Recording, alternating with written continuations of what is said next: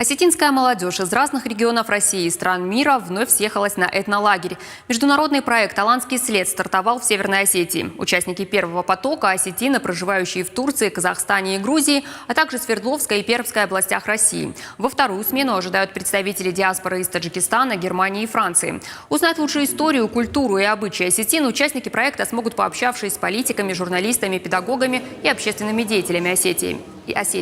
Представится возможности встретиться со старейшинами республики, посетить музеи и живописные места.